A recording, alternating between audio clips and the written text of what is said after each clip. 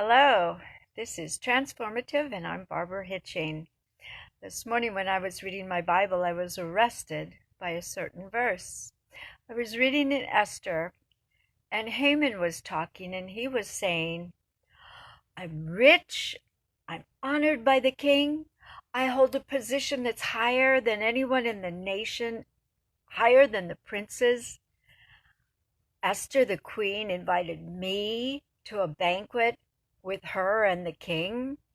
And tomorrow I'm invited to another banquet with them. Everything's going great.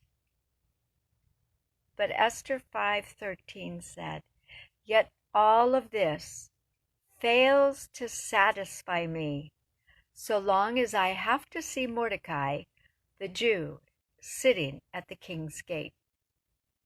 Haman hated Mordecai. Why? Because Mordecai refused to bow down and give him honor. And that just made him so furious. And in his fury, he had hatched a plan to kill all the Jews in that then known world. And so here he's just come from this wonderful banquet with Queen Esther and King Ahasuerus. And he wasn't satisfied. And he said it without shame. I am not satisfied. Why? Because I have to look at this man. And he was discontent. There was nothing he had that he could focus on and give thanks for and celebrate, because there was one thing in his life that made him angry. I wonder, are you satisfied with your life? I know for many years of my life I wasn't satisfied. And there was really one thing I focused on, and I allowed that to steal my joy. I wasn't content. I wasn't satisfied. And there's an interesting thing that when we aren't satisfied, nothing is enough. And that's an interesting word, enough. I hear people bandying the phrase, I'm enough. I'm not enough. I know that. That's why I need Jesus. And the reality is, in this world, enough is never enough. There's always something else we can add on top of it.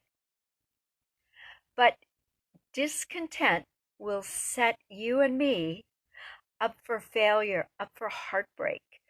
And we know that the end of that story was because Haman was not content, he ended up dying.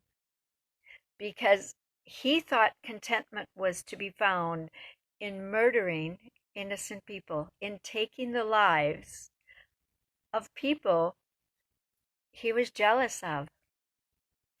So discontent, being dissatisfied, might feel like it's a logical conclusion, but it makes us envious. It makes us jealous. It makes us miserable people to be around. And it sets us up for failure. The author of the Hebrews said, be content with what you have. Be satisfied.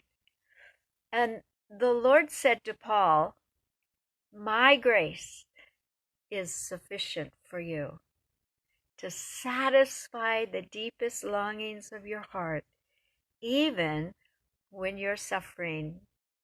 For in your weakness, I will be your strength. And the Lord also says to us, in everything give thanks. If you and I are discontented, dissatisfied, we're not grateful. And if we're not grateful, again, we're going to be miserable people. And we've talked in the past about how our thoughts impact our body. They impact the way we behave. And if I'm constantly negative, constantly discontented, dissatisfied, I will miss out on the joy that is all around me. And I will become a very negative person, and my body will suffer as a consequence, and the people around me will suffer.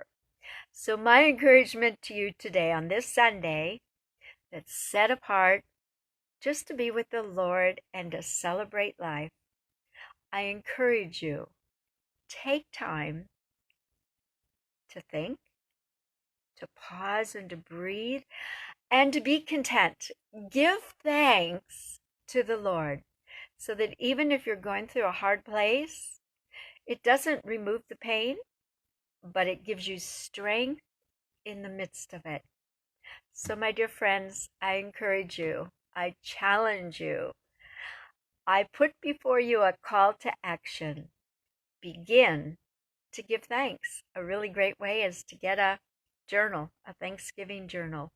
But all through the day, think of ways you can give thanks, because giving thanks brings contentment to your heart, and contentment makes for a healthy brain and a healthy you. God bless you. Have a wonderful day. Take care. Bye.